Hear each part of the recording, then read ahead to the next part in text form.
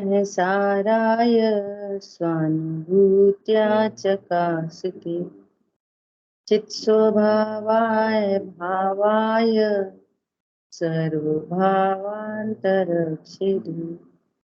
वन्दितु सर्वसिद्धे धूमचल्मणोवमं गदिं पत्ते मोक्षामि समय पाहु नमो शुभ केवली वरदं।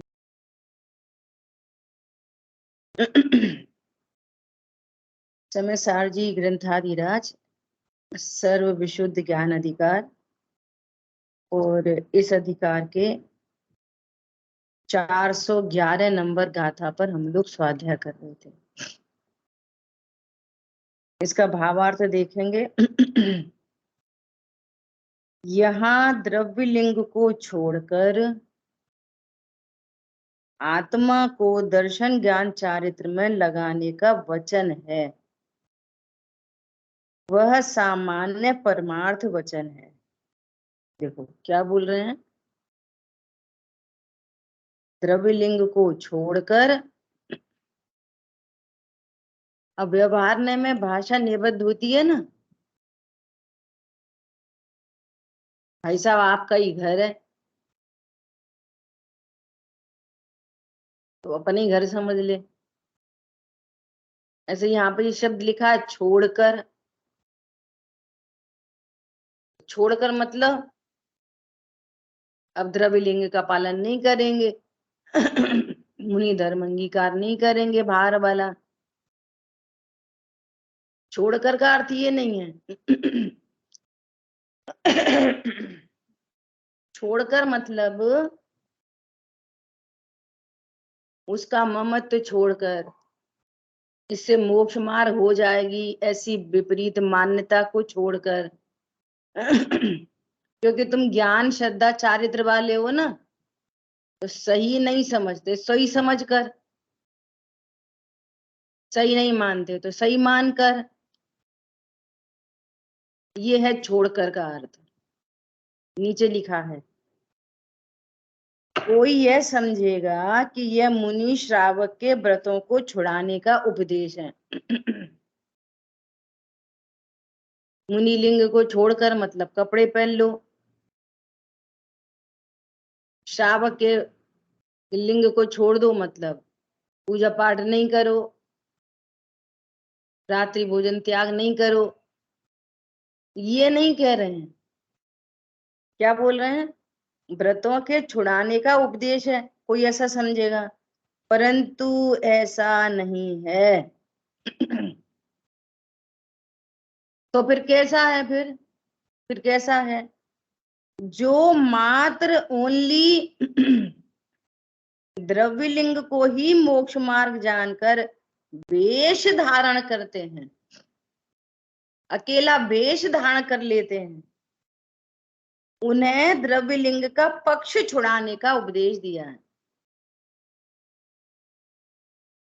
तुम ऐसा पक्ष मत रखो कि द्रव्य लिंग का पालन करने से सुखी हो जाएंगे, मोक्ष मार्ग हो जाएगा। उल्टा कुंठित हो जाओगे, कुंठा हो जाएगी, शल्य हो जाएगी, उल्टा हैरानी परेशानी हो जाएगी। कैसे हो जाएगी कि ये जो व्रत आदि के जो परिणाम है ना, ये व्रत लेने के परिणाम, ये परिणाम तो कषायों का काम है, ये धर्म का काम नहीं है। किसका कार्य है ये, कषाय का। और कषाय अपन देखते हैं, अनुभव में आती है, कभी तीव्र होती है कभी मंद होती है। कषाय का नेचर ऐसा ही है, वो तीव्र मंद होती है। तो मंद कषाय में भाव आ गया, अपन तो है ना सब बाजार की चीज खाना छोड़ दे रहे, ऐसा भाव आ गया। अज्ञानी है वो तो समझता है मैं खाता हूं, तो उसी एंगल से भाव आ गया क्या, कि मैं बाजार का कुछ नहीं खाऊंगा, है ना, ये भाव आ गया। अब वो कषाय तीव्र हो जाती है। अब घर में कोई चीज कार्यक्रम चल रहा है, अब बाजार की चीजें आ गई और हमने तो छोड़ी है, हमने तो छोड़ी है। अब अंदर अंदर परिणाम बिगड़ रहे, अंदर अंदर जे लोग ले आते हैं, हमने तो छोड़ दी, जे लोग ले आते हैं अब पीछे पड़ जाएगा दूसरों के। ये ठीक नहीं है, बाहर का खाना घर का ही खाओ। तो अंदर अंदर क्या चल रही है, कुंठा चल रही है चल। अब चूंकि बाहर में आपने डिक्लेयर कर दिया है ना कि हम बाजार का नहीं खाते, तो डिक्लेयर करने से उसको तो मेंटेन कर रखना पड़ेगा क्योंकि वो डिक्लेयर्ड है। और अंदर में कसाय चल रही है। सो बाहर का छोड़ने से तो बंद रुकेगा नहीं, बंद तो कषाय से होता है। तो तुम मत खाओ, कषाय से बंद चल रहा है। और सबसे बड़ी बात यह है कि ये जो धर्म की नैमित्तिक क्रियाएं थी वो आनंद के लिए थी, तो आनंद तो हुआ नहीं, उल्टा टेंशन हो गई। कौन पकड़ में आया? ये सब जगह लगा लो, धर्म के किसी भी क्षेत्र में लगा लो, ये वाली बात है। अच्छा फिर क्या होता है, फिर धीरे धीरे धीरे धीरे हैबिट बन जाती है वो। अब चूंकि वो ओढ़ रखा है ना आपने, तो धीरे धीरे धीरे धीरे क्या हो गया, वो हैबिट बन गई। अब दुनिया भी कहने लगी अरे ये तो बड़े संयमी है, ये तो बड़े धर्मात्मा है। तो मान कषाय चढ़ गई, लोभ कषाय हो गई, लोग मुझे धर्मात्मा कहेंगे इसलिए ही करते चलो। तो अंदर में तो कषाय चल रही हैं और बाहर में चोला ओढ़ रखा है, ये समस्या आती है। तो जितने भी अपन को उपद्रव बाहर में सुनने मिलते हैं ना, वो यही कारण है। तो वो जीव प्रसन्न नहीं होता, सुखी नहीं होता, आनंदित नहीं होता। उसने तो जबरदस्ती भेड़िया ने शेर की खाल उड़ रखी है बस, अंदर तो डरपोक ही है। अभी हाथी आएगा तो उल्टा लौट जाएगा, डर के भाग जाएगा। कोई कहेगा ये कैसा शेर है, हाथी को देख के लौट रहा है। पॉइंट पकड़ में आया? ये तो क्या कह रहे हैं कि जो द्रव्यलिंग का पक्ष करते हैं ना, उनको कह रहे हैं कि भैया कपड़े बदलने से मोक्ष मार्ग नहीं होता। तुमने कपड़े बदल लिए, तुमने वेशभूषा बदल ली, तुमने खाना पीना बदल लिया, इससे कोई मोक्ष मार्ग नहीं होगा। मोक्ष मार्ग नहीं होगा मतलब आप सुख के मार्ग पर नहीं चढ़ पाओगे, आप सुखी नहीं हो सकते इतने मात्र से। मात्र शब्द लिखा है, इतने मात्र से। सो यहाँ पर उस द्रव्य लिंग का पक्ष छुड़ाना है। देखो ये बहुत बहुत आसानी से देखा जाता है, जैसे कोई ग्रुप में किसी ग्रुप में शामिल हो जाए, है ना। तो अभी आप पूछोगे कि आप पानी कैसे छानते हो, कि ऐसे छानते। आप भोजन कैसे करते, कि ऐसा करते। आप दूध कौन सा पीते, कि शुद्ध पीते। तो इन ये क्रियाएं तो एक दूसरे के देखा देखी बाह्य भेष है ना, और चर्म चक्षु से वही दिखाई देता है इंद्रिय ज्ञान से। तो इंद्रिय ज्ञान से ये भी कोशिश कर लेता है क्या, नहीं सही बात है, देखो धर्म होता है इनसे, अपन भी छानी पानी छान के पियेंगे, अपन भी शुद्ध दूध मंगाएंगे, अपन भी गेहूं चावल धो के खाएंगे। तो ये तो खरबूजा को देखकर खरबूजा रंग बदल लेता है। ये तो बहुत आसान है। प्रश्न है कि जो परिणाम है वो परिणाम किधर से लाओगे। वो परिणाम तो शुद्ध दूध में से आते नहीं, वे परिणाम तो पानी में से आते नहीं, परिणाम तो धुले मसाले में से आते नहीं। समझ में आ रही है बात? तो बड़े लोगों का यदि कॉपी करना है तो क्या कॉपी करोगे,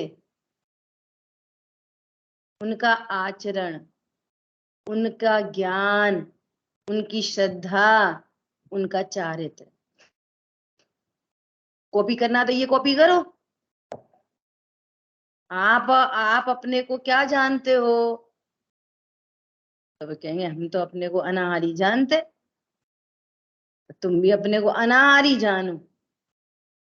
वो अनाहारी जानते हुए जो कषाय टूटेगी तो ये सारे काम होंगे, फिर परमानेंट होंगे। फिर क्या होगा? परमानेंसी आएगी उनमें, और ये बोधि भवांतर में चली जाएगी। ये जो ज्ञान श्रद्धा चारित्र है ना, ये आगे कैरी फॉरवर्ड हो जाएंगे, भवांतर में चले जाएंगे। और एक दूसरे के देखा देखी भेष ओढ़ा गया और अंदर में परिणाम विपरीत रहे तो उल्टा मायाचारी से त्रियंच गति का बंध होगा। और जो अभी देखा देखी पानी छोड़ा था ना, फिर वो त्रियंच गति में जाते से ही नाली का गंदा पानी पीना पड़ेगा। कुत्ते बिल्लियों को कौन दे रहा पानी छान के? समझ में आ रही है बात? उसी में बाथरूम का पानी बहेगा, उसी में दूसरा पानी बहेगा, फिर वो वाला पानी पिया जाएगा। इतनी खतरनाक बात है। इसलिए वेश मात्र में संतुष्ट नहीं होना। और उनका क्या होगा? उनके तो रत्नत्र आगे बढ़ जाएंगे। क्या बोला? वे तो रत्नत्र लेके जाएंगे ना। देखो, दुनिया की कोई शिक्षा, कोई सी शिक्षा हो दुनिया भर की, चाहे वो नासा का साइंटिस्ट हो और चाहे बहुत बड़ा डॉक्टर हो चाहे सीए हो, पूरी नॉलेज इक्वल टू 0। ये देह छूटी और पूरी नॉलेज क्या हो जाएगी? मान लियो वापस आए, वापस मनुष्य गति में जन्म ले वो जीव, तो फिर जन्मते बालक को एबीसीडी तो सीखनी नहीं पड़ेगी। वो तो वहीं से साइन थीटा कॉस थीटा करेगा पैदा होते से ही बोलो, पूरी नॉलेज 0। और ये कैसा है? ये सम्यक ज्ञान, ये सम्यक श्रद्धान कैसा है? ये सम्यक दर्शन सम्यक ज्ञान ऐसी चीज है कि सॉफ्टवेयर ही डेवलप हो गया अंदर, सॉफ्टवेयर ही बन गया। कैसा? सम्यक दर्शन सम्यक ज्ञान सम्यक चारित्र। अब ये जीव यहां से छोड़ के दूसरी गति में जाए तो वो कैरी फॉरवर्ड होगा। विचार कर सकते हो? देखो, ऐसा जीव नरकों में जाएगा नहीं। अगर पहले से आयु बांधी हो तो अलग बात है, सम्यक दर्शन होने पर तो नरक जाएगा नहीं। और सम्यक दर्शन नियम से देवगति जाएगा। देवगति में अंतर मुहूर्त में जन्मेगा और जन्मते से ही सम्यक दर्शन, विग्रह गति में भी सम्यक दर्शन लेके चला जाएगा। समझ आ रही बात? और दूसरा कोई ज्ञान हो तो देवगति में जाए, फिर दूसरा ज्ञान हो तो 0, बाकी पूरा ज्ञान 0। हरी बात ख्याल में? इतनी अद्भुत बात है ये सो क्या कह रहे हैं जो मात्र द्रव्य लिंग को ही मोक्ष मार्ग जानकर वेश धारण करते हैं, उन्हें द्रव्य लिंग का पक्ष छुड़ाने का उपदेश दे रहे हैं। नहीं, द्रव्य लिंग ही छुड़ा दो ना सुनो, वो तो उसकी मंद कषाय है। अणुव्रत लेने के भाव आए तो वो तो मंद कषाय है, तो थोड़ी तीव्र कषाय में जाने का उपदेश दिया जाएगा। कछु नहीं हो रहा तुम्हारा आत्मा खाना छोड़ने से, तो उसका अर्थ ये है कि तुम तत्व ज्ञान करो। उसका अर्थ ये नहीं है कि रात में खाने लग जाओ। देखो, लौकिक में हम कितने समझदार होते हैं, लोक में तो नहीं बातें करते ऐसी। ऐसे एक बच्चा है और वो पिक्चर देख के आया रात में 9 से 12। और जैसे ही उसने धीरे से गेट खोला और अंदर गया, मम्मी डंडा लेके खड़ी।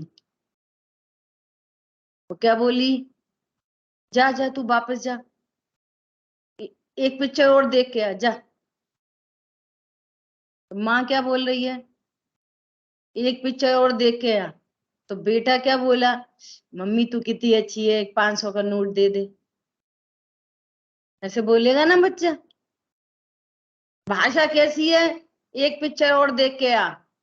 और समझ में क्या आ रही है, शब्द तो है एक पिक्चर और देख के आ, उसको समझ में ये आ रही है, अरे मम्मी वो दोस्त ले गए थे पकड़ गए, सच्ची बता रहा हूँ अब नहीं जाऊंगा, अब नहीं जाऊंगा, सच्ची बता रहा हूँ। तो वो तो ये कह रही है तू एक और देख के आ, तो वहां समझ में आ जाती है, शब्द कुछ और समझ कुछ और। बच्चा पढ़े नहीं तो बोलेंगे आज ला तेरे आज बस्ता में आग लगाए, पढ़ता लिखता कुछ है नहीं, दिन भर खेलता रहता है। तो क्या बोलता है बच्चा, मम्मी तू क्यों कष्ट कर रही है, ला मैं लगा दे रहा हूँ आग। माचिस कहाँ रखी है, और समझ, वो बोल रही है बस्ते में आग लगा देंगे, और समझ तो कुछ दूसरी पड़ रही है। क्या पढ़ रही है, नहीं नहीं मैं पढ़ने बैठूंगा, सच्ची बस पढ़ने ही बैठूंगा, आज 2 घंटे तक तो उठूंगा ही नहीं। और माँ कह रही है तू खेल के आ जा, चल चल निकल कहा खेल के आ। वहां शब्द लौकिक में शब्द दूसरे होते हैं, और भाव हमें समझ में आती है उन शब्दों से। और यहाँ पे जो शब्द हैं वो ही पकड़ लेते हैं, भाव नहीं निकाल रहे। तो आचार्य देव कहते हैं कि तुझे नीचे गिरने का उपदेश थोड़ी दे रहे हैं कि तू द्रव्य लिंग को छोड़। भैया उतनी अणुव्रत लिए महाव्रत लिए, तेरी कषाय की मंदता है, तो ये थोड़ी करे कि तीव्र कषाय में आ जा। ये कह रहे हैं तुम जहां खड़े हो, कोई ऐसा बोलता है हम तो कैसे धर्म करें, हम तो रात में खाना खाते। तू भैया रात में खाता दिन में खाता, तू तत्व ज्ञान कर। समझ में आ रही है बात। देख अंजर चोर जैसे निरंजन हो गए। देख वो हाथी मांस खा रहा था, तू मांस खाता है, नहीं तो मैं तो रात में खाता हूँ। तू तत्व ज्ञान कर। कोई ये बोले हम तो महाव्रती हैं, महाव्रती हो कुछ काम नहीं आएंगे, तुम तत्व ज्ञान करो। समझ में आ रही है, 2 एग्जाम्पल्स है, सबसे लोएस्ट और सबसे हाईएस्ट। तुम जहां भी कहीं खड़े हो, आपका काम न तो मांस खाने से होएगा, न मांस छोड़ने से होएगा, न 28 मूल गुण पालन करने से होंगे, न नहीं पालन कर से होंगे, करने से होंगे। दोनों चीजें लगा लो। हरी बात ख्याल में, आप जहां भी खड़े हो तत्व ज्ञान करो। आदरणीय सुमन जी भाई साहब मंगलायतन में हैं अभी, वो बहुत इस बात को कह रहे हैं कि भैया हर जीव भगवान आत्मा है, और वो संघी पंचेंद्री है। संघी पंचेंद्री का अर्थ है होश हवास में है, पागल नहीं है ना। ये जीव सम्यक दर्शन प्रकट कर सकता है, आप उसको बाउंड्री मत बनाओ। विद्वानों की ये जिम्मेदारी है कि वो कोई हवा डुआ नहीं करे। ए तुम टमाटर खाते हो, सम्यक दर्शन नहीं हो सकता। ए तुम फलाना करते हो, सम्यक दर्शन नहीं हो सकता। तुम्हें कभी नहीं होगा 3 काल में। बोले विशुद्धि लब्धि का कचरा मत करो। बहुत उन्होंने ओपन होके खुल के बात करी है। कौन समझ में आ रहा है, वो जो वो जहां खड़ा है जैसे खड़ा है उसको तुम मार्ग में लगाओ। यहाँ पर स्वरूप सुनेगा समझेगा, कषाय नियम से मंद होंगी, वो प्रोसेस में आ जाएगा। नहीं तो शेर को सम्यक दर्शन कैसे होता है। तो अंजन चोर को सम्यक दर्शन कैसे होता? वे तो भगवान बन गए। अपन अभी भी भूत नैगम से अंजन चोर अंजन चोर अंजन चोर कहते रहते। वे तो भगवान है, सिद्ध क्षेत्र में विराजमान है। बोलो, राजा शेणिक एकदम विरुद्ध, गले में सर्प डालने वाला सम्यक दृष्टि कैसे होता? मुनिराज की, इतनी मुनिराज की विराधना करने वाला गुरुदत्त मुनिराज संगी पंचेंद्री शेर को मारने का ऑर्डर दे दिया, जाओ आग लगा दो। बोलो, कैसे सम्यक दृष्टि होते, कैसे भगवान बनते? उसी भाव से भगवान बन गए। एलिजिबिलिटी क्राइटेरिया क्या है? संगी पंचेंद्री पूरे होश हवास में हो, तत्व ज्ञान करे, कषाय की थोड़ी मंदता। समझ में आ रही है? ये क्राइटेरिया है। बाकी सब तो फिर कोई रात में खा रहा हो तो वो जीव है कि नहीं, ये बताओ। तुम देख क्यों रहे हो अधिक भाव से? अब इसका उल्टा अर्थ कोई निकाल ले तो समझना जिनवाणी उसको अजीर्ण हो रही है, वो ही उल्टा अर्थ निकाल रहा है। क्यों निकाल रहा है? सही बात तत्व ज्ञान करो अपन ने, क्या मतलब है? ये उसकी योग्यता है। ये क्या है? उसकी योग्यता है। क्या समझ में आ रही है? कोई व्यक्ति ऐसी बात सुन के प्रसन्न हो सकता है, ओहो ऐसा होने पर भी मैं भगवान आत्मा बन सकता हूँ, भगवान बन सकता हूँ, सम्यक दर्शन प्रकट कर सकता हूँ। ये प्रसन्न हो गया तो ये उसके सम्यक दर्शन का आधार बनेगा। उल्टा अर्थ निकाले तो उसकी है। अब कोई क्या करे, उसकी बुद्धि ऐसी है। वो ड्रेस कोड है, वो जैन शासन का क्या है? Dress code. अरे स्कूल में नहीं करेंगे अपन ऐसा। हमारा बच्चा तो बहुत होशियार है, 90% गेनर है, सिविल ड्रेस में जाने दो। नहीं, यूनिफॉर्म में आओ, और इतनी बात है। तो क्या कह रहे हैं यहाँ पे कि उन्हें द्रव्यलिंग का पक्ष छुड़ाने का उपदेश दिया। पक्ष छोड़ो, पक्ष छोड़ो मतलब इस इतने मात्र से तुम सुखी नहीं हो सकते, ये पक्ष छोड़ो। वेश मात्र से मोक्ष नहीं होता, वेश मात्र से मोक्ष नहीं होता। परमार्थ मोक्ष मार्ग तो आत्मा के परिणाम जो दर्शन ज्ञान चारित्र है वही है। मोक्ष मार्ग आत्मा का परिणाम है, शरीर का परिणाम नहीं, और मंद कषाय भी नहीं। दो चीज है ना, भाई भेज में दो चीजें हैं। द्रव्यलिंग में दो चीजें होती हैं। क्या क्या दो चीजें? अजीब और आश्रव। द्रव्यलिंग में दो चीजें होती हैं, अकेली शरीर की क्रिया नहीं है, बिना परिणामों के क्रिया नहीं होगी। तो दो चीजें हैं वहां पे। क्या क्या दो चीजें हैं? अजीब और आश्रव, दो चीजें। और आत्मा का परिणाम, तो कोई बोलेगा कषाय भी तो आत्मा का परिणाम है, कि हाँ है तो आत्मा का परिणाम, पर आत्मा से विरुद्ध परिणाम है तो आत्मा का ही परिणाम, पर कैसा परिणाम है? विरुद्ध परिणाम। सम्यक दर्शन ज्ञान चारित्र कैसा परिणाम है? आत्मा का स्वाभाविक परिणाम। स्फटिक मणि ट्रांसपेरेंट है और दिख रही है लाल, तो लाल दिख रही है तो कैसा परिणाम है? विरुद्ध परिणाम। और स्फटिक मणि ट्रांसपेरेंट है और दिख भी रही है ट्रांसपेरेंट, तो वो कैसा परिणाम है? परिणाम तो वहां पे भी है। स्फटिक मणि में भी दो चीजें हैं, एक द्रव्य स्वभाव और एक पर्याय स्वभाव। द्रव्य स्वभाव कैसा है? ट्रांसपेरेंट, और दिख भी रही ट्रांसपेरेंट, तो वो दिख रही है ना, वो पर्याय दिख रही है। समझ में आ रही है बात? अपन ने उस दिन सोने के एग्जाम्पल से दो चीजें देखी थी, सोना द्रव्य और पर्याय। ऐसे स्फटिक मणि में सोना द्रव्य और पर्याय। पर्याय कैसी दिख रही, जो दिख रही है ना आपको ट्रांसपेरेंट, वो पर्याय दिख रही है। तो द्रव्य कैसा है? ट्रांसपेरेंट। और जब वो लाल लाल दिख रही है तब भी पर्याय दिख रही है। कैसी? विरुद्ध।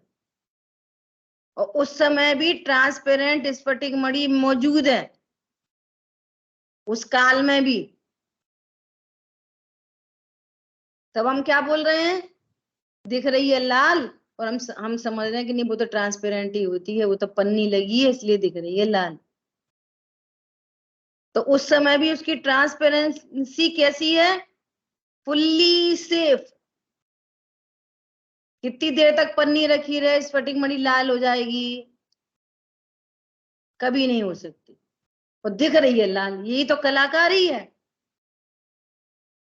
दिख रही है लाल और समझ रहे हैं ट्रांसपेरेंट, और फिर कोई टेंशन नहीं है। अरे पन्नी हटाओ, ये लाल नहीं हो जाए कहीं, रखी रहे 2 दिन 4 दिन 1 महीने 10 महीने 1 साल, कोई टेंशन नहीं। क्यों? द्रव्य स्वभाव कंटेमिनेट होता नहीं। समझ में आ रही है? वस्तु अपने स्वरूप को छोड़ती नहीं है कभी भी, कोई सी वस्तु हो। सो क्या कह रहे हैं कि वे जो विभाव परिणाम है उनकी बात नहीं चल रही है ज्ञान मूराग द्वेष की। क्या कह रहे हैं कि ये जो दर्शन ज्ञान चारित्र हैं, मतलब सम्यक दर्शन ज्ञान चारित्र हैं, वे आत्मा के परिणाम है। ये शरीर आत्मा का परिणाम नहीं, ये आश्रव आत्मा का परिणाम नहीं। ये स्फटिक मणि का नेचर नहीं है लाल लाल दिख रही है, जो दिख रही है स्फटिक मणि, पर उसका नेचर नहीं है। ऐसे ये दिख रहे हैं अज्ञान मोराग द्वेष, परंतु ये आत्मा का स्वभाव नहीं है। आत्मा के आश्रय से प्रकट होने वाली जो पर्याय हैं, सम्यक दर्शन ज्ञान चारित्र, ये आत्मा का स्वभाव है। उसको आगे श्लोक में अमलीचंद आचार्य देव उसको तत्व कह रहे हैं। आत्मा का तत्व दर्शन ज्ञान चारित्र त्रयात्मक है, यह आत्मा का तत्व। ठीक है। व्यवहार आचार सूत्र के कथनानुसार जो मुनि श्रावक के बाह्य व्रत हैं, वे व्यवहार से निश्चय मोक्ष मार्ग के साधक हैं। उन व्रतों को यहाँ नहीं छुड़ाया है। देखो अपनी शाम की क्लास में साधक शब्द आया और फिर से साधक शब्द आ गया। क्या कह रहे हैं? ये जो व्यवहार मोक्ष मार्ग है, ये जो व्यवहार द्रव्यलिंग है, ये क्या है? निश्चय का साधक कह रहे हैं इसको। तो हमने इसीलिए तो व्यवहार का पालन किया है कि निश्चय प्रकट हो जाएगा। कि नहीं नहीं भैया, ऐसे नहीं होता, ऐसे नहीं होता। कैसे होता है? कि जिनको निश्चय रत्नत्रय प्रकट होते हैं और उन रत्नत्रय की वृद्धि होती है, तो बाहर में अणुव्रत देखे ही जाते हैं। और वे अणुव्रत होने पर फिर वे दो कषाय चौकड़ी के अभाव की वीतरागता की सेफ्टी करते हैं, इसलिए उसको साधक कहा है। छिलका अंदर केले की सेफ्टी करता है। क्या बोला? वो छिलका ऊपर होने से अंदर जो केला हमारा खाने योग्य है उस पर धूल मिट्टी नहीं लगती। तो छिलका क्या करता है? सेफ्टी, अंदर के माल की सेफ्टी। और छिलका ही टूट जाए तो ठेले पे कभी कभी ऐसा पक जाते ना केले, तो कोई उस डंठल से टूट गया तो थोड़ा थोड़ा केला दिखने लगा, तो अपन क्या करते हैं? भैया ये हटा, वो वाला नहीं लेके आते। थोड़ा वो ऐसा छिलका फट गया हुआ है और फिर अंदर का केला दिख रहा हो तो क्या बोलेंगे? भैया ये वाला नहीं हो, बंच में से भी 2 केले हटा देंगे। कोई छिलका दबा दबा दिख रहा हो, काला काला दिख रहा हो, तो बंच में से उसको हटा देंगे। अरे जिसका छिलका ही सही नहीं है तो माल कैसे सही होएगा? ऐसे साधक हैं, देख रहे हैं छिलका और समझ रहे हैं माल।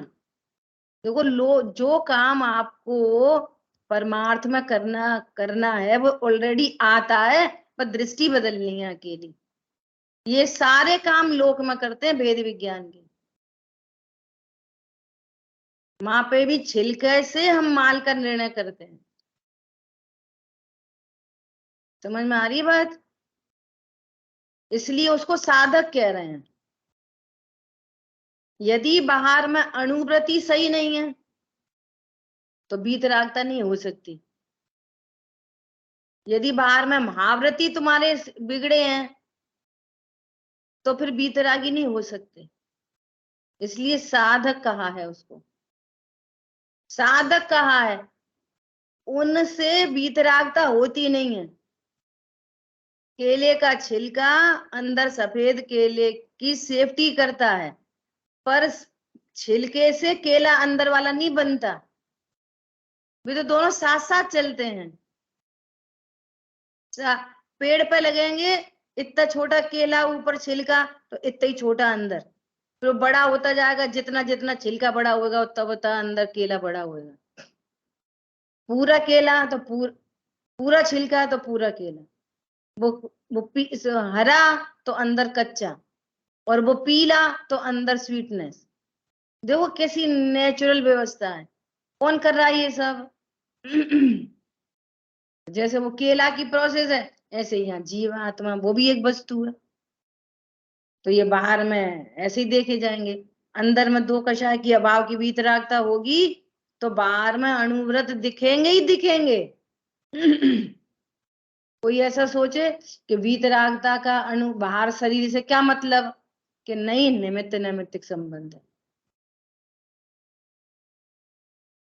गुरुदेव श्री ऐसा बोलते, होते तो चोखे हैं,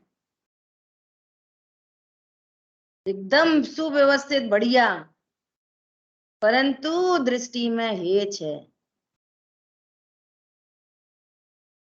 ये कोई आत्मा का स्वभाव नहीं है, शरीर और आश्रम। दृष्टि में हे हैं और होते सही हैं। छिलका लाएंगे एकदम सही, और दृष्टि में हे है, खाएंगे थोड़ी इसको। खरीद के ला रहे छिलका देख के, और खाते केला है। और जिसको देख के ला रहे ना एकदम अच्छा बढ़िया, उसी को फेंक देते हैं। बोलो नहीं करते लोग में, एकदम बढ़िया चाहिए भाई, पैकिंग तो बढ़िया चाहिए। फिर क्या करोगे? पैकिंग खाओगे? नहीं, उसको फेंक देंगे। तो इतना तो क्यों देख के लाए? इसलिए देख के लाए कि माल अच्छा होता है। जिसकी पैकिंग अच्छी है उसका माल अच्छा है।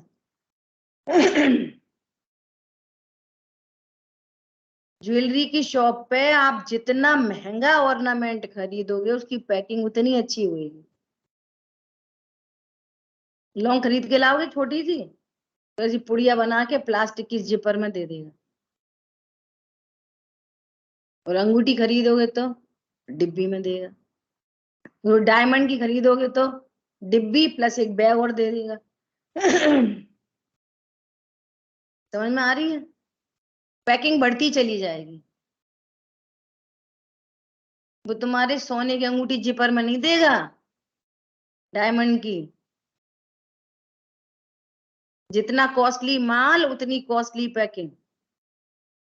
ऐसे ही अंदर में तीन कषाय चौकड़ी के अभाव की वीतरागता, तो बाहर में महाव्रत।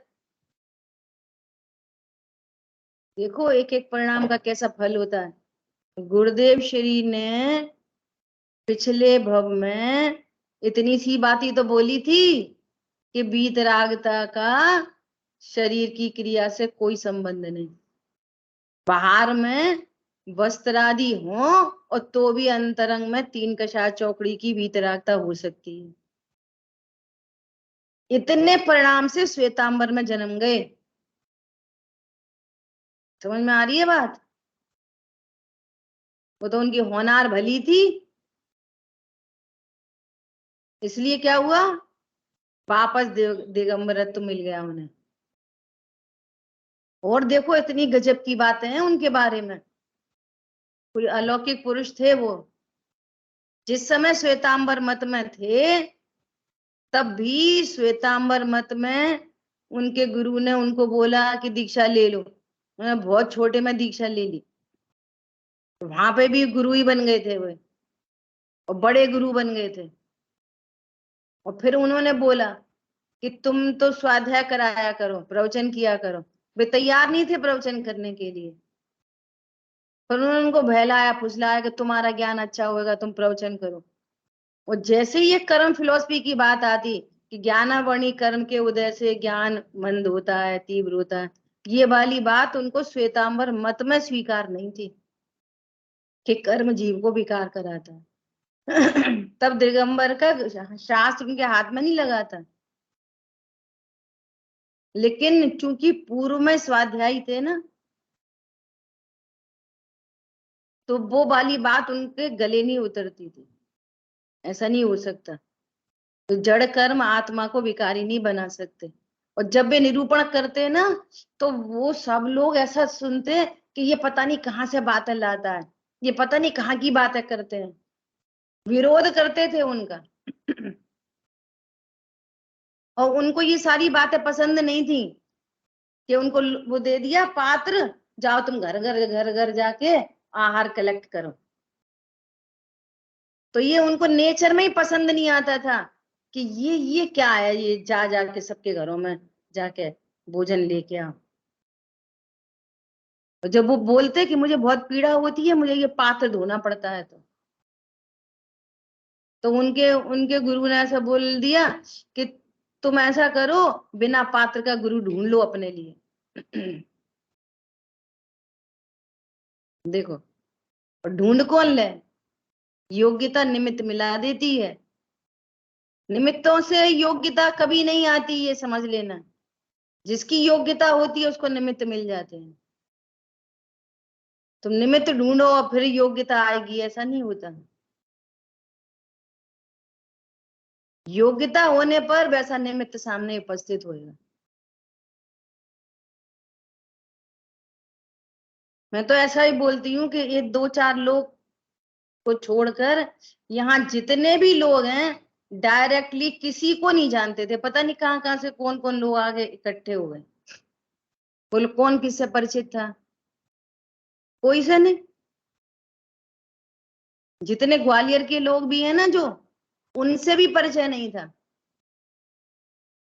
ये अजय भैया भी ऐसे ही मिल गए जैसे तुम सब मिले। समझ आ रही बात? ऐसा योग्यता निमित्त मिला देती है। इसलिए यहाँ पर ये कह रहे हैं कि जो ये व्यवहार रत्नत्रय जो कि मूल में रत्नत्रय नहीं है, तो भी इनको निश्चय रत्नत्रय का साधक कहा जाता है। साधक वे हेल्प करते हैं, हेल्प नहीं करते, होते हैं वे, हेल्प नहीं करते। रत्नत्रय की प्राप्ति में हेल्प नहीं करते। रत्नत्रय की प्राप्ति तो स्वभाव से होती है, कुछ शरीर से और आश्रम से नहीं होती। लेकिन जब जब ऐसी वीतरागता होती है, तो ये पैकिंग के रूप में उपस्थित होते हैं। और उससे क्या फायदा होगा? उससे ये फायदा होगा कि माल लीक नहीं होगा। यदि आपको यदि आपको बाहर में महाव्रत एक्यूरेट नहीं है, तो निश्चित समझ लेना कि इनको तीन कषाय चौकड़ी के अभाव की वीतरागता नहीं है, निश्चित तौर पे नहीं है। क्योंकि यदि पैकिंग सही नहीं है तो माल सही नहीं है। समझ आ गई बात? कोई बोले उससे क्या पंचम काल है, चश्मा रख लें तो क्या पंचम काल है, रूमाल रख लें तो पंचम काल है। तो 18 कैरेट का सोना 24 कैरेट में ले लो, पंचम काल है। दूसरी चीजों में तो पंचम काल नहीं लगाते, खाली धर्म में ही पंचम काल लगाते। पंचम काल है तो नाक से खा लो, पंचम काल है तो। पंचम काल है तो चाय में नमक डाल दो, पंचम काल है, खाली चाय पी जाती है। पंचम काल में और तो कुछ नहीं करते, खाली देवशाह गुरु पे क्वेश्चन मार्क है पंचम काल में। जैसे चीनी कोई सा भी काल हो, कोई सा भी काल हो मीठी होती है, ऐसे ही देव शास्त्र गुरु कोई भी काल हो ऐसे ही होते हैं। क्या कहा? कोई सा काल हो, पहला काल हो, दूसरा काल हो, तीसरा हो, चौथा, पांचवा, छठवा, जो काल हो, देव शास्त्र गुरु जब होंगे तो देव हमेशा सर्वज्ञ वीतरागी होते हैं। मुनिराज तीन कषाय चौकड़ी के अभाव वाले ही होते हैं। बाहर में निरति 428 मूल गुण का पालन करते हैं। अणुव्रति 2 कषाय चौकड़ी के अभाव वाले होते हैं, बाहर में उनको अणुव्रत होते हैं। सम्यक दृष्टि आत्म श्रद्धानी होते हैं और बाहर में उनको 8 अंग होते हैं, निशंकित आदि 8 अंग होते ही होते हैं। कोई सम्यक दृष्टि हो उसे निशंकित अंग नहीं हो, निर्वांशकता नहीं हो, ऐसा कभी नहीं हो सकता। समझ में आ रही है बात? ये अनादि अनंत ये अनादि काल से स्वरूप चला आ रहा और अनंत काल तक चलता रहेगा। ये हमारी तुम्हारी बात नहीं है कोई। पंच परमेश्वरी कब से हैं? अनादि से। कब तक रहेंगे? अनंत काल तक। कैसा स्वरूप रहेगा? यही, ऐसा का ऐसा ही, एज इट इज। चीनी कैसी रहेगी? सदा मीठी। नाम कुछ भी रख दो, कोई शुगर बोलेगा, कोई चीनी बोलेगा, कोई कुछ और बोलेगा, कुछ भी बोलो, वस्तु तो सदा एक रूप रहती है। ठीक है, बोलिए।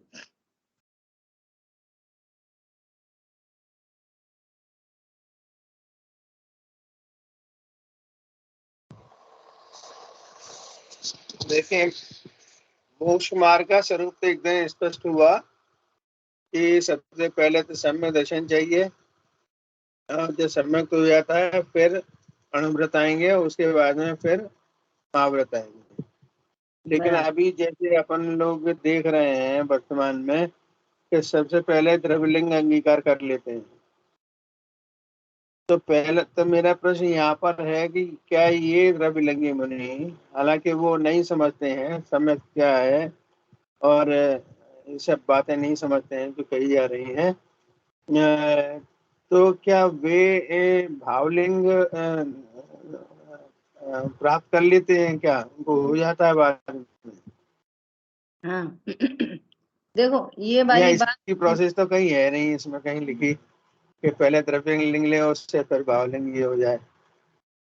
देखो नाना जीव है, नाना कर्म है, नाना उदय है ना।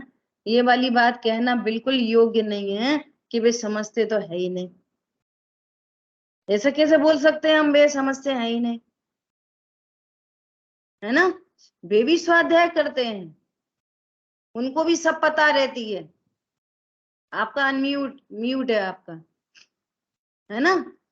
अब सुनो बहुत गजब की बात। गजब की बात क्या है कि कोई किसी जीव ने बाहर में द्रव्यलिंग धारण किया और उनका द्रव्यलिंग निरतिचार चल रहा है एकदम बढ़िया, है ना। और वो मोक्ष मार्ग के एंगल से ही लिया है उन्होंने द्रव्यलिंग। और देखो ये भाषा है कहने की, लिया दिया, वे तो परिणाम होते हैं किसी को बहुत तीव्र, ऐसा कोई ले नहीं लेता। उनको तीव्र परिणाम हो रहे हैं, अब तो घर में नहीं रहना, अब तो नग्न दिगंबर ही रहेंगे, ऐसे तीव्र परिणाम आते हैं पूर्व के उदयवश। लेते देते कुछ नहीं है, समझ में आ रही है। कोई बुद्धि पूर्वक ले नहीं लेता, चलो अपन तो ऐसा कर रहे हैं, मुनि बन जा रहे। मुनि नहीं बन जा रहे, वो धक्का लगता है पीछे से कर्मों का, सो ये महाव्रत अंगीकार हो जाते। अब वो ईमानदारी से मोक्ष मार्ग के निमित्त से ही आया है, तो वे स्वाध्याय करते हैं।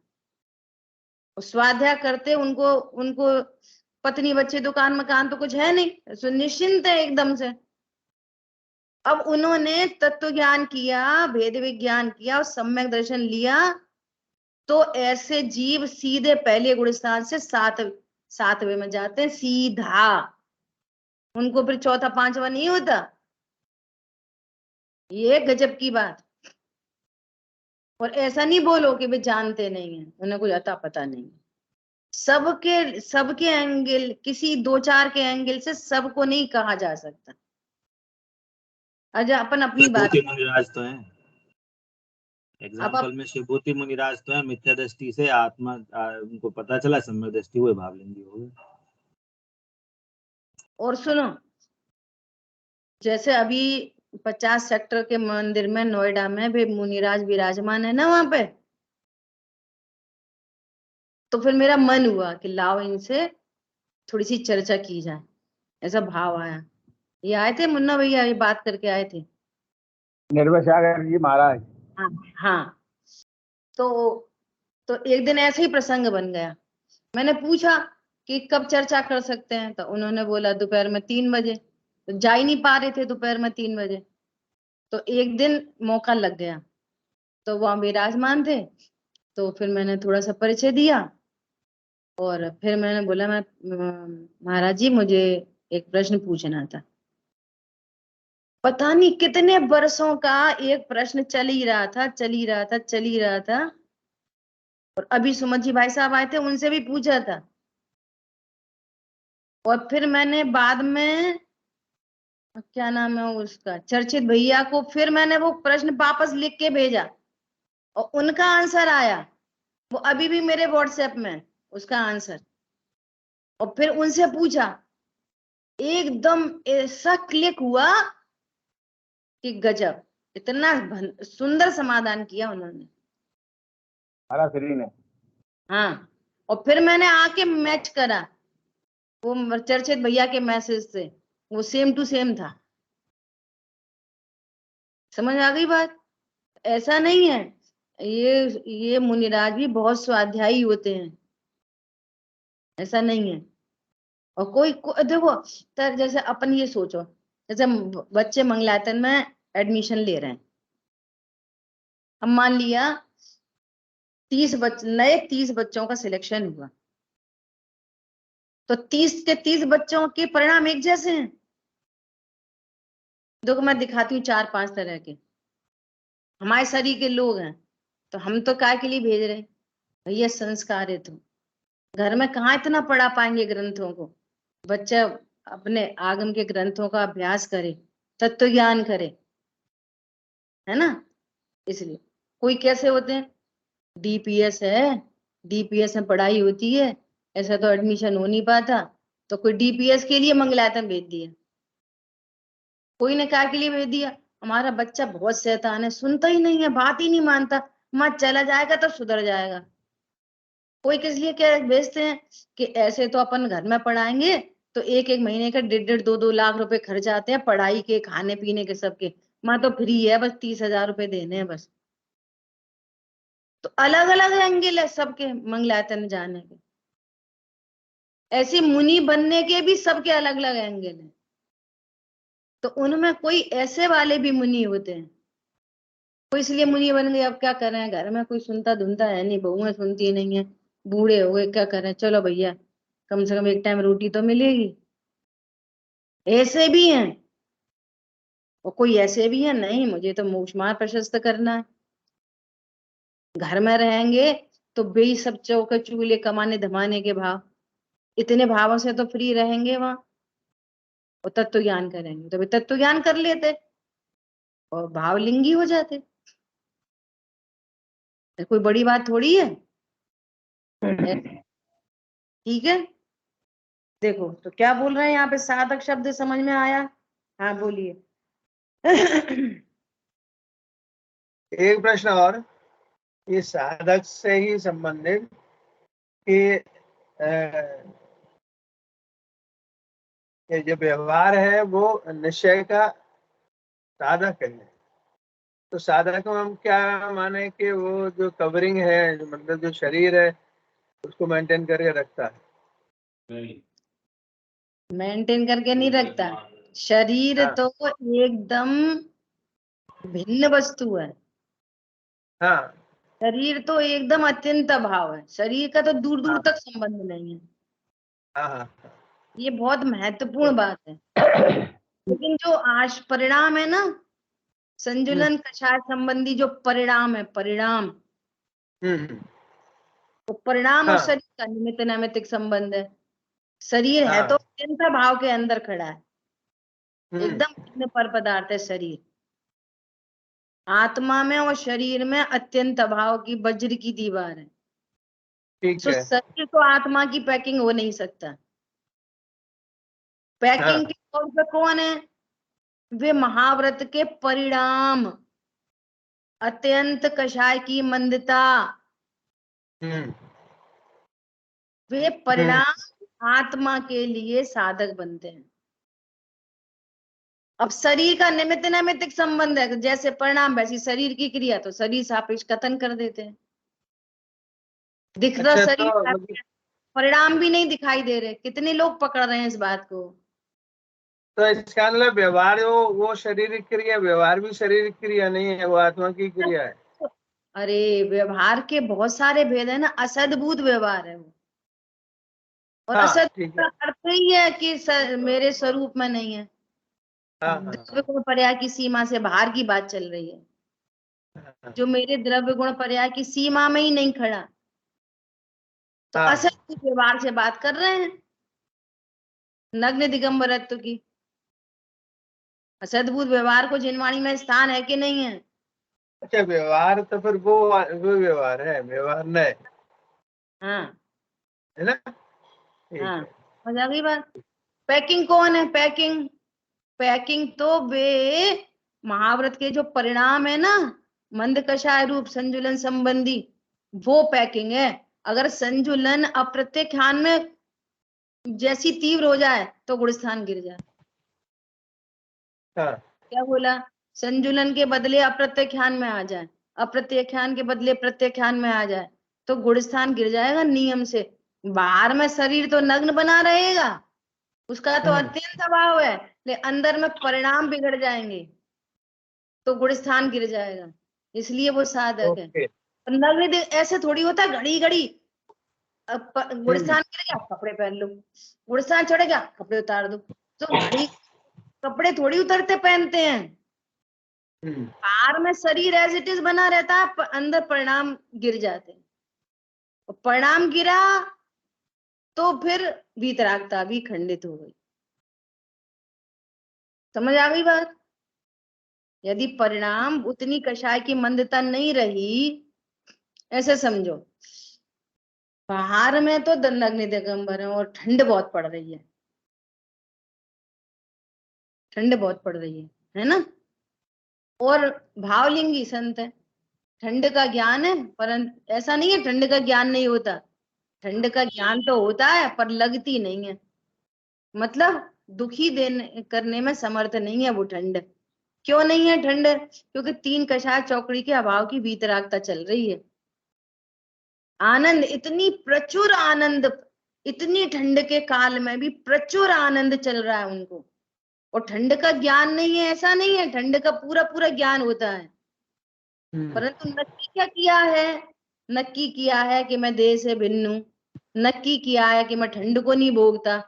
हम तुम भी ठंड को नहीं भोगते, हम तुम भी कषाय को भोगते हैं, न कि ठंड को। ठंड तो हम तुमको भी नहीं लगती। क्या बोला? अद्भुत बातें हैं ये। जीव मात्र को ठंड नहीं लगती। वो लगना किसको कह रहे हैं? उधर हुआ ज्ञान के ठंड है, और इधर अपने को समझ रहे शरीर, तो समझ रहे मुझे ठंड लग रही है। तो अनंत अनुबंधी जो कषाय उत्पन्न होती है, उस कषाय का दुख है। समझ में आ रही है? देखो, एक ही घर में चार मिथ्या दृष्टि, एक ही घर में चार, सबको एक जैसी ठंड लगती है? क्यों नहीं लगती एक जैसी? क्योंकि कषाय एक जैसी नहीं है, टेम्परेचर तो एक जैसा है। मिथ्या दृष्टियों को भी टेम्परेचर तो एक जैसा है। कोई कोई एक स्वेटर पहनेगा, 2 पहनेगा, टोपा भी लगा लेगा, और जूते भी पहन लेगा, मोजे भी पहन लेगा, और शॉल भी ओढ़ लेगा, और कोई बोलेगा नहीं हम पे नहीं पहना जाता टोपा वोपा, तो वो दिन भर चिल्लाता रहेगा, मोजे पहनाओ, मोजे पहनाओ, टोपा पहनाओ, मोजे पहनाओ, टोपा पहनाओ। उसको ठंड नहीं लग रही, बच्चों को ठंड नहीं लगती ज्यादा, और बूढ़ों को ठंड लगती है, तो बूढ़े चिल्लाते रहते, ए बहू मोजा पहना दे बेटा, समझ आ रही है? और बच्चा उठा कर फेंक देता है, और मिक्सर दोनों है, तीनों है। तो ठंडे लगने का संबंध किससे है? कषाय से, ठंड से नहीं। और मुनिराज की कषाय टूट गई हैं। साइंस है बहुत बड़ी गजब की, जितनी जिंदगी जीते हैं भ्रम से जी रहे हैं। और मुनिराज को 3-3 कषायों का अभाव हो रखा है, तो ठंड के काल में भी आनंद में है। उन्हें ठंडी नहीं लग रही। अब ऐसा बोला मुनिराज को ठंडी नहीं लगती, तो क्या अर्थ निकाल लेंगे लोग, वे तो अंदर चले जाते हैं, वो ठंड का ज्ञान ही नहीं होता। तुमने तो ज्ञान का ही नाश कर दिया। मुनिराज को तो बहुत ज्ञान होता है, ज्ञान होता है, कषाय नहीं है। ज्ञान तो बहुत होता है, सारी बात, ज्ञान तो पूरा पूरा होता है, लेकिन कषाय नहीं है, इसलिए दुख नहीं है। अब सुनना, किसी मुनिराज का गुणस्थान गिर गया, मान लिया, तो वो ठंड अब लगने लग जाएगी, गुणस्थान गिरेगा तो बाहर में नग्नता बनी रहेगी, तो घड़ी घड़ी थोड़ी रजाइया मांगेंगे। समझ में आ रही है बात? बाहर में नग्नता पूरी, और गुणस्थान गिर गया है अंदर, तो देह से गुणस्थान नहीं गिरता, देह की क्रिया से, परिणाम से देह तो आत्मा है ही नहीं ना दूर दूर तक। बाहर में तो पूरी नग्नता अभी भी विद्यमान है, पीछे कमंडल अभी भी विद्यमान है, और अंदर में कषाय संजुलन के बदले अप्रत्याख्यान हो गई, संजुलन के बदले प्रत्याख्यान हो गई। तो कषाय बदलेगी तो कष्ट चालू हो जाएंगे, और बाहर में नग्नता दिखती ही रहेगी। क्या बोला? और पहला गुणस्थान आ जाए तो अनिष्ट की कल्पना हो जाएगी फिर तो उसका संबंध परिणामों से, शरीर से नहीं अभी भी। तो शरीर सापेक्ष क्यों कह रहे हैं? क्योंकि परिणामों का और शरीर का भिन्न द्रव्य होने पर भी निमित्त नैमित्तिक संबंध होने से आपको शरीर ही शरीर दिखता है, परिणाम तो दिखते ही नहीं है। तो परिणाम कैसे दिखाएं? शरीर से। आ रही है बात समझ में? सचिन भैया की भाषा में कितने लोग मुझे फॉलो कर रहे हैं? ऐसे बोलते ना बे, कितने लोग फॉलो कर रहे हैं? ऐसा तो क्या बोल रहे हैं? व्रतों को यहाँ नहीं छुड़ाया है, किंतु यह कहा है कि उन व्रतों का भी ममत्व छोड़कर, इनका ममत्व छोड़ दे भैया, शरीर की क्रिया का। ये तुम्हारी क्रिया नहीं हो रही है तब भी वो तुम्हारी क्रिया नहीं हो रही, तुमसे नहीं हो रही, तुमको उससे लाभ नहीं है और हानि भी नहीं। क्या बोला? इसलिए तुम शरीर से ममत्व छोड़ो कि ये क्रिया मैं कर सकता हूं और मुझे करनी चाहिए, मुझे ऐसी ऐसी करनी चाहिए, मुझे देख देख के चलना चाहिए। क्या बोला? सो तुम इस द्रव्य लिंग का ममत्व छोड़ दो। द्रव्य लिंग में 2 चीजें हैं, एक अजीब है और एक आश्रव है। सो न तो तुम अपने को आश्रव रूप जानो और न अपने को शरीर रूप जानो। अपने को त्रिकाली ध्रुव शुद्ध आत्मा जानो तो तुम्हारा मोक्ष मार्ग प्रशस्त होगा, और मैं ध्रुव हूं ऐसा जानते से ही रत्नत्रय प्रकट हो जाएंगे। सो वो रत्नत्रय मोक्ष का कारण बनेगा, और शरीर की क्रिया तो तब भी होंगी। क्या बोला? जब द्रव्यलिंग का ममत्व छोड़ दोगे तो देह की क्रिया तो तब भी होंगी। शरीर को छोड़ने को नहीं कह रहे कि तुम फांसी लगा लो, कि रेल के नीचे कट जाओ, कि जहर खा लो।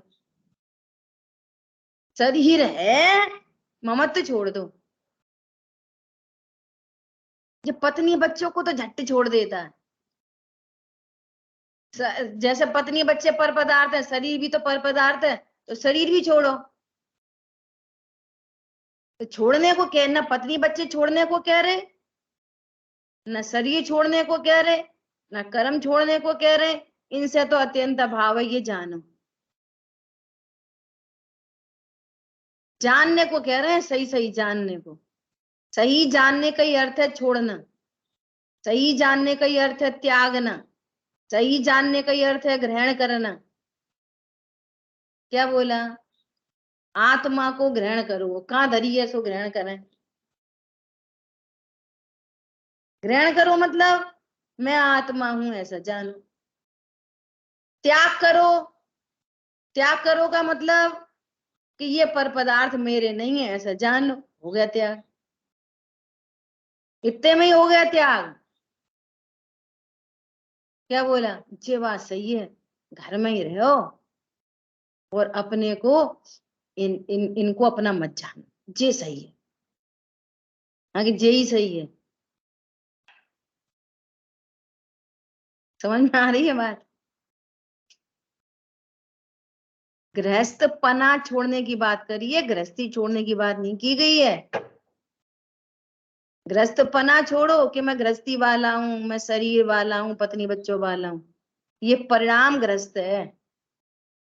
जिसको ये परिणाम नहीं है उसने गृहस्थी छोड़ दी तो अल्पकाल में छूट भी जाएगी। इस शरीर के रहते रहते अनंत चतुष्टय प्रकट हो जाते हैं। क्या बोला? अनंत भगवान देह में ही तो विराजमान है, अनंत चतुष्टय प्रकट हो गए। अभी भी ये क्या समझ रहा है कि परम औदारिक देह में से अनंत चतुष्टय आते हैं। उनकी तो परम औदारिक देह है ना, इसलिए अनंत चतुष्टय के धारी है। नहीं भैया, वो तो भिन्न वस्तु है। आई बात ख्याल में? वो तो रहस्य है। तो कह रहे हैं उन व्रतों का भी ममत्व छोड़कर परमार्थ मोक्ष मार्ग में लगने से मोक्ष होता है। मोक्ष का अर्थ समझ लो। किसको चाहिए मोक्ष? पता नहीं, सम्यक दर्शन के ठिकाने नहीं, मुनि पता नहीं कैसे बनेंगे, ठंड लगेगी, भूख लगेगी, शेर खा लेगा, और अंतराय पड़ गए तो रोटी नहीं मिलेगी। कौन बने मुनि? और अंत से तो आता ही पता नहीं वे कहाँ रहते, कौन होते कहाँ। एक व्यक्ति बोला अनंत भगवान नहीं रहते, हम तुम रहते वहीं पे। उसको आश्चर्य हो रहा, अनंत भगवान मतलब पता नहीं कौन है, सिद्ध क्षेत्र पता नहीं कहाँ है। गाथा पढ़ रहे मोक्ष की, तो सुनो मोक्ष का अर्थ क्या है। मोक्ष का अर्थ होता है छूटना। मोक्ष का अर्थ क्या है? छूटना। किससे छूटना? दुखों से छूटना। तो बोलो, अब बोलो, मोक्ष चाहिए कि नहीं चाहिए? समझ में आ रही है? अब वो वाला मोक्ष दिखता है, दिखाई देता है। भैया मां नहीं होता मोक्ष, इधर ही होता है, आत्मा के असंख्यात प्रदेशों में। इधर दुख से छूट जाते हैं। अर्थात जितना जितना आश्रय बंध मिटता है उतने उतने दुखों से छूट जाते हैं। क्या बोला? मोक्ष मतलब दुखों से छूटना। और वे अनंत सिद्ध भगवान सर्व दुखों से छूट गए।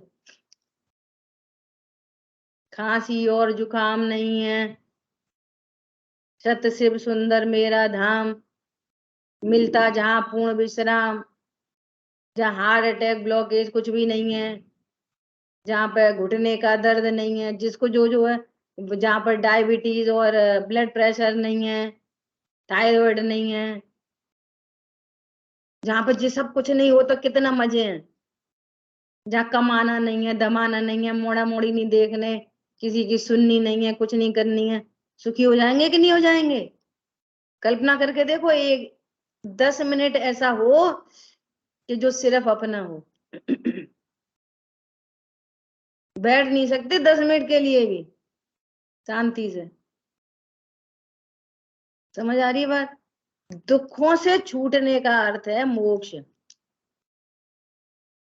और वो यहीं पे ही होता है संख्यात प्रदेशों में। और जिसको यहाँ मोक्ष होता है संख्यात प्रदेशों में, ऐसा जीव पॉश कॉलोनी में रहता है, तो उनके लिए स्थान है अलग से सिद्ध क्षेत्र। सिद्ध क्षेत्र मतलब सुपीरियर मोस्ट कॉलोनी। तो ऐसा जीव जो पूर्ण सुखी हो जाता है, प्रकृति उसको कहाँ भेजती है? सिद्ध क्षेत्र में। और जो बहुत छल कपट माया चारी लड़ाई झगड़ा तीव्र कषाय, तो प्रकृति उसको कहाँ भेज देती है? नरक में। समझ में आ रही है बात? ये प्रकृति में जो 3 लोक है ना, वो परिणामों के फल भोगने के स्थान है भी। नेचुरल है, कोई नहीं कर रहा, अकृत्रिम है, किसी से गाइडेड नहीं है, और कोई केयर टेकर नहीं है। अच्छा जे चलो इसको मां, कोई यमराज नहीं आते यहाँ पे। समझ आ रही बात? ऐसा ऐसा ढक्कन बंद रहता है लोगों का कि यमराज आता है। प्रश्न है, यमराज खुद कहाँ रहता है?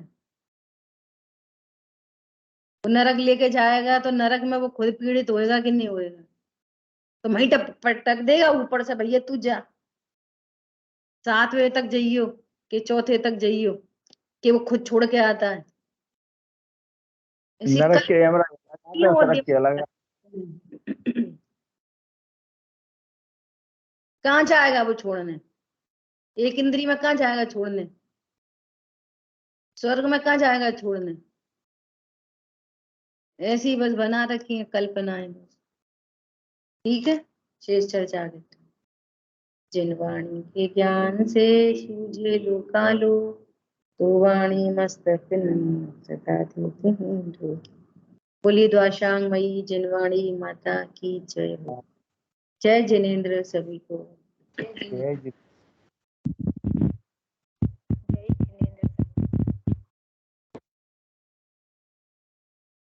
जय हो।